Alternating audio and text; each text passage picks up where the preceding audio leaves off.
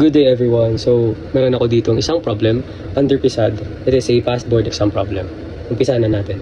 A simply supported beam, 10 meters long, has an overhang of 2 meters at the left support.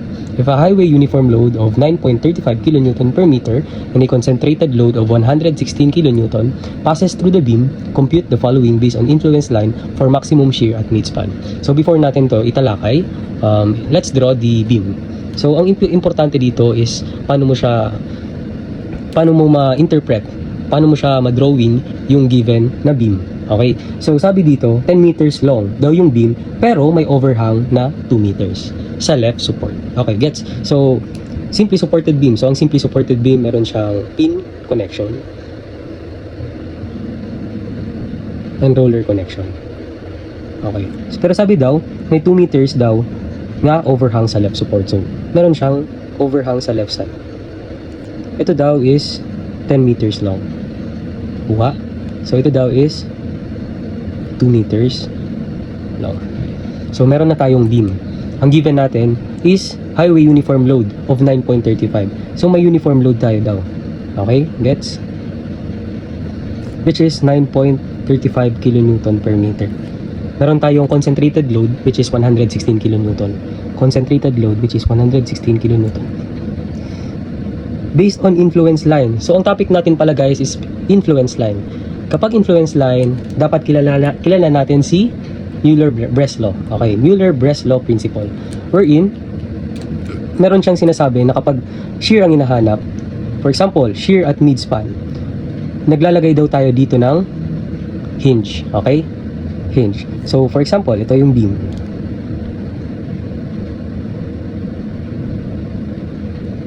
Ito daw ay hinge, okay? So, pwede siyang maganyan, okay? Ito yung influence line diagram. So, sabi dito, passes through the beam, compute the following based on influence line for maximum shear at midspan. Meron tayong formula dyan. For example, ito.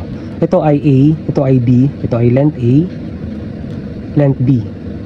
Okay, so itong kabuuan is length L. Kuha.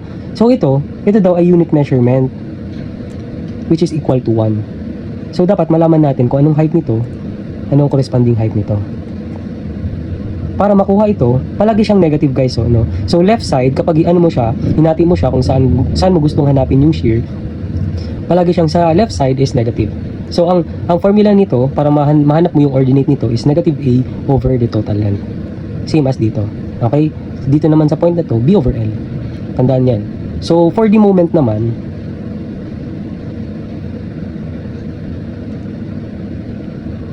roller pala to guys ha, namali ako, roller. Sa moment naman hinge. So possible ganyan yung ano niya. Okay, so para mahanap mong ordinate nito, for example, itong A, itong B, itong L. Okay, so paano mahanap mong ordinate nito? A times B over L. Okay, kuha. So focus na muna tayo dito sa mga questions. Okay, determine the length of the beam where the uniform load could produce maximum positive shear at midspan. Ito palang mga given is live load.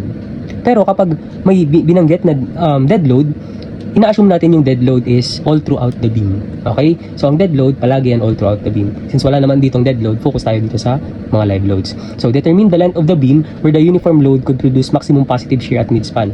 So, hanapin na muna natin ito. Kung ano yung influence line diagram based on the midspan. So, midspan, pwede kang magtaka kung pwede bang, ito ba? Diba? Ito yung full na beam, no? So, ito ay 12. So, pwedeng dito, no? Pwedeng ang approach ng problem mo is ganyan. 6, 6. Pero, sa board exam, kahit ako, ang pag-interpret ko dyan is dito, between lang sa 10. Okay? So, i-divide mo yung beam ng simply supported beam, 10 meters. So, 5, 5. So, dito, yung tinutukoy ng shear. Ito ang pinapahanap na shear. Gets? Pero kung nagdadalawang isip ka, try mo, parehas isolve sa board exam, no? Kung ano yung sagot na lumabas, yun. Okay? Pero ito yung tamang sagot based sa past board exam. Okay, so dito yung hinahanap natin na shear. So, paano natin ma-interpret? Since ito isang beam, so sabi natin kanina kapag shear, tigtitreat natin as roller. So ito, sa left side ng beam na to is bababa to. Okay, gets? So ito naman ay itataas. Ganyan. Nakakonekta siya dito since ito ay mga supports. So ano ang magre-reflect nito since overhang dapat i-treat mo siya as diretso pa din. Okay? Since walang support, okay lang yan. Okay, gets? So, ang magiging influence line diagram niyan is ganito. Okay? Kuha. Ito 5. Ito 5. Ito 2. Kuha. So, alamin natin yung mga ordinate nito.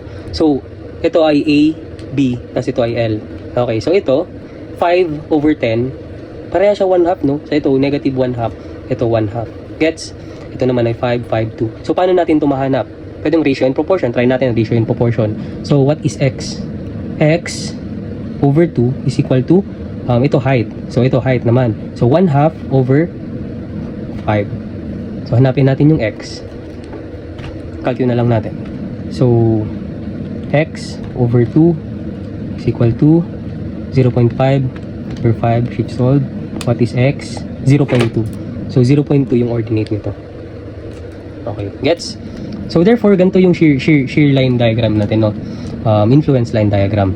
So, what is the length of the beam where the uniform load could produce maximum positive shear? So, ano yung mga positive shear dito? Diba ito? Ito lang. So, ito negative shear to. So, ito lang yung mga lalagyan mo ng load. Okay? Gets? So, ang mangyayari dyan, ganito yung loading mo.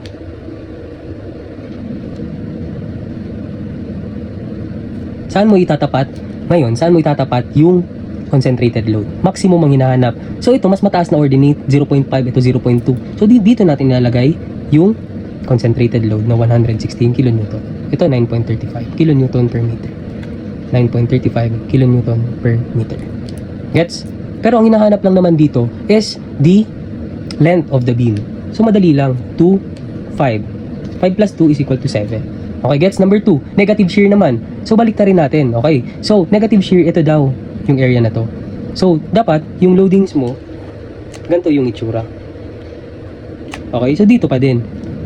Okay, so ano yung length nito? 5. So, ito yung answer. Gets? Okay, dito tayo sa last. If the concentrated load will be placed at the end of the overhang, compute the maximum shear at the midspan. So, mag-base lang tayo dito sa concentrated load. Midspan pa din. So, parehas pa rin yung influence line diagram natin, no? Okay. So, dito daw ilalagay yung load na 116 kN. So, paano ba mahanap yung shear at midspan? Yung shear. Kapag may concentrated load tayo, point load times the ordinate lang. Okay? Times the ordinate lang. Para mahanap yung shear. Pero, kapag meron siyang uniform load times the area of the shear. Okay? So, for example, dito.